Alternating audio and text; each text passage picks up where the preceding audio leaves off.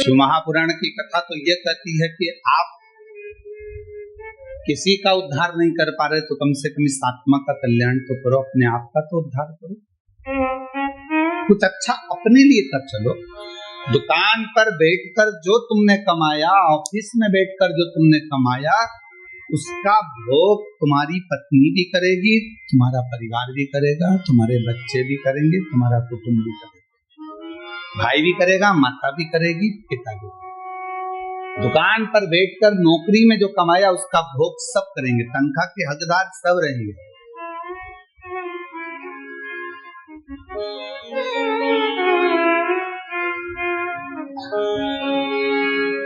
पहले के समय में चलता था नौकरी, एक करे नो खाए, उसको कहते थे नौकरी। फिर आई चाकरी, एक करे चार खाए, चाकरी। आज के जमाने में चलती है तनख्वाह। व्यक्ति उतना ही कमा पाता है जितना तनख्वाह लेता है, उससे ज्यादा मिल भी नहीं पाता। पर जितना तुमने दुकान पर बैठकर कमाया, जितना तुमने नौकरी कर कर कमाया, उसका तो भोग तुम्हारी पत्नी भी करेगी, बच्चे भी करेंगे, सब करेंगे।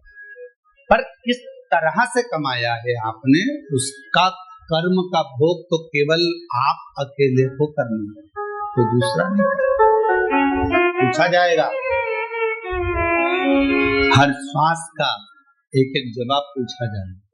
आपका और हमारा तो शुरू से ही आदत बनी हुई है। जब पढ़ते थे, स्कूल जाते थे, उस समय पर भी लोग पूछते थे, क्यों टीचर पूछते थे तुमने ये करके लाए कि नहीं लाए, तुमने ऐसा करा कि नहीं करा, हमने होमवर्क दिया था तुमने करा कि नहीं करा, ये लिखा कि नहीं लिखा, ऐसा करा कि नहीं। तो वो तो क्रम चालू रहता। तो जब बचपन में टीचर पूछता था, बड़े होकर माँ बाप पूछते हैं तू वहां गया था, क्या करा, कैसे करा, तो परमात्मा भी तो पूछेगा कि तू नीचे गया था, तुझे मृत्यु लोक में भेजा था और महाराष्ट्र की पवित्र भूमि पर जलगांव में तुझको भेज दिया था, जन्म दे दिया था, तूने वहां जाकर करा क्या, ये बता।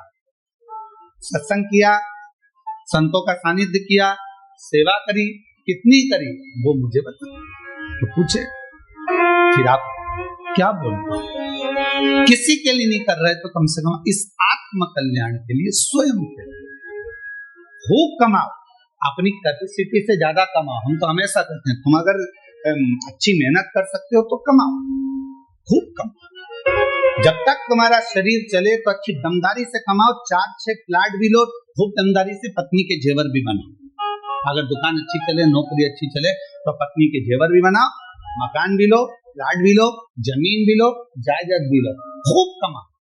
पर एक बात याद रखना, तुम्हारी नौकरी चले तो तुम ये सब कुछ करो, पर उसी तरह तुम्हारा जब तक शरीर चले तब तक शंकर के मंदिर में जाकर एक लोटा जल भी चले। शरीर नहीं चलेगा, दूसरे जाएंगे, हाथ जोड़कर कहेंगे हमारे उनकी तबीयत खराब है, एक लोटा जल चढ़ाकर कहेंगे उनको ठीक कर देना।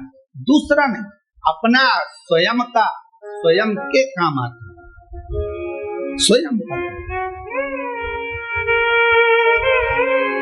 और हम स्वयं अगर भजन कर रहे हैं, कीर्तन कर रहे हैं, भक्ति कर रहे हैं, स्मरण कर रहे हैं, तो उसका फल अपने को मिलेगा।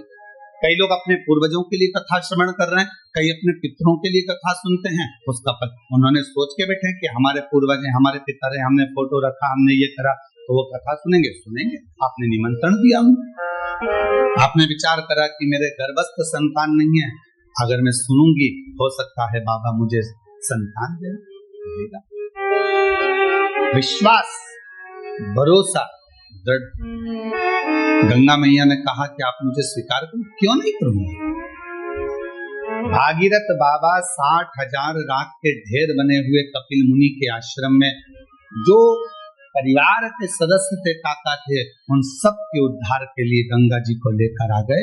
और गंगा मैया ने कहा कि मैं कहाँ रहूंगी, कौन मुझे धारण करेगा। तो मस्तक पर भगवान देव महादेव से प्रार्थना करी, तब शिव जी ने अपने मस्तक पर धारण। अब लोगों ने कहा क्या भगवान शंकर के मस्तक पर पूरी जटा के अंदर क्या गंगा जी आकर बैठ गई। शिव महापुराण की कथा कहती है कि पूरी जटा के अंदर गंगा नहीं है, केवल उस जटा में एक भगवान शंकर का केश ऐसा है जिसपे गंगा जी को लपेटा गया है। पूरी जटा के अंदर गंगा नहीं, एक केश